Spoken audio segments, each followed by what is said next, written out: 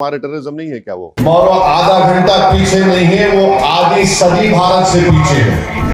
ये एलईडी पाकिस्तान की हुकूमत की आईएसआई की एक नाजायज औलाद है। पहलगाम आतंकी हमले में 26 पर्यटकों की बेरहमी से हत्या के बाद पूरा देश गुस्से में है।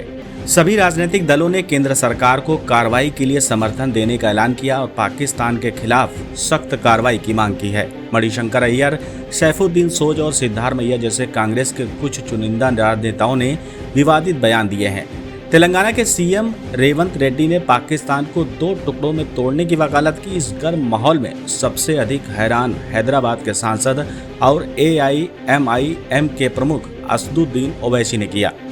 भारतीय राजनीति के मुस्लिम चेहरा बने ओवैसी ने न सिर्फ पाकिस्तान पर हमला बोला बल्कि पाकिस्तानी नेताओं के बेशर्म बयानों का करारा जवाब दिया। बता दें कि AIAIM चीफ हैदराबाद में बैरिस्टर ओवैसी के तौर पर जाने जाते हैं। पहलगाम आतंकी हमले से पहले तक असदुद्दीन ओवैसी भारतीय राजनीति में मुसलमानों के नुमाइंदे के तौर पर पहचाने जाते रहे। उनके विरोधी उन पर सांप्रदायिक और विभाजनकारी होने का आरोप लगाते रहे हैं। हाल ही में वक्फ संशोधन विधेयक पर बहस के दौरान संसद में उन्होंने बिल की कॉपी फाड़कर गुस्से का इजहार किया था। अपनी जनसभाओं में जब वो हैदराबादी लहजे में नरेंद्र मोदी और बीजेपी को सीधी चुनौती देते हैं तो मुसलमान तालियां पीटते हैं। पहलगाम हमले के बाद उन्होंने पाकिस्तान के खिलाफ सख्त रुख अपनाया और भारत में हिंदू मुसलमान में विभाजन की नापाक कोशिश को नाकाम कर दिया।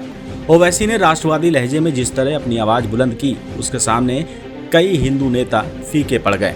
हमले के बाद तुरंत असदुद्दीन ओवैसी ने पहले बयान में साफ कर दिया था कि वो आतंकियों को गाली देने से भी नहीं चूकेंगे। उन्होंने कहा, ये कुत्ते कमीने नाम पूछकर निर्दोष लोगों को मार रहे थे। जहां इतने सारे टूरिस्ट थे वहां CRPF कैंप नहीं था। क्विक रिएक्शन टीम को मौके पर पहुंचने में 1 घंटे से अधिक का समय लगा और इन लोगों से उनका धर्म पूछने के बाद उन्हें गोली मार दी। फिर उनका बयान आया, लश्कर तैयबा पाकिस्तान हुकूमत की नाजायज औलाद है। भारत के खिलाफ पाकिस्तान लंबे समय से आतंकियों को ट्रेनिंग दे रहा है। हमले के 2 दिन बाद केंद्र सरकार सर्वदलीय बैठक बुलाई जिसमें असदुद्दीन ओवैसी भी शामिल हुए। उन्हें गृह मंत्री अमित शाह ने खुद फोन कर पूछा था, कहाँ हैं आप? शाह ने उन्हें दिल्ली में होने वाली सर्वदलीय बैठक में आने को कहा। ओवैसी ने जवाब दिया कि मैं तुरंत टिकट बुक करवा रहा हूँ और जल्द से जल्द दिल्ली पहुँच जाऊंगा। इस मीटिंग के बाद केंद्र सरकार ने सिंधु जल समझौते रद्द करने और वीजा कैंसिल करने जैसे कई बड़े फैसले किए। इसके बाद पाकिस्तान के नेताओं ने ऊल जलूल बयानबाजी शुरू कर दी। बिलावल भुट्टो और क्रिकेटर शाहिद अफरीदी ने भी भड़काऊ बयान दिए। सर्वदलीय बैठक के अगले दिन असदुद्दीन ओवैसी महाराष्ट्र के छत्रपति संभाजी नगर में वक्फ संशोधन कानून के खिलाफ रैली में शामिल हुए। मीडिया समेत तमाम लोग एक बार फिर उनकी प्रतिक्रिया का इंतजार कर रहे थे क्योंकि वो मोदी सरकार के कानून के खिलाफ खड़े थे। इस रैली में ओवैसी ने पाकिस्तान के नेताओं की बेतुके बयानबाजी का चुन चुन कर जवाब दिया। पड़ोसी देश को चेतावनी देते हुए उन्होंने कहा कि पाकिस्तान परमाणु बमों के बारे में शेखी बघाड़ता है। आपको याद रखना चाहिए कि अगर आप निर्दोष लोगों पर हमला करेंगे और उन्हें मारेंगे तो कोई भी देश चुप नहीं रहेगा। ओवैसी ने आगे कहा कि हमारे देश में आकर टूरिस्टों का धर्म पूछकर उन्हें गोली नहीं मार सकते। पाकिस्तान को समझना चाहिए कि वो किस देश के खिलाफ ऐसी हरकतें कर रहा है। हमारे रक्षा मंत्रालय का सालाना बजट पाकिस्तान के पूरे बजट से भी ज्यादा है। वे भारत से 30 मिनट नहीं 30 साल पीछे हैं।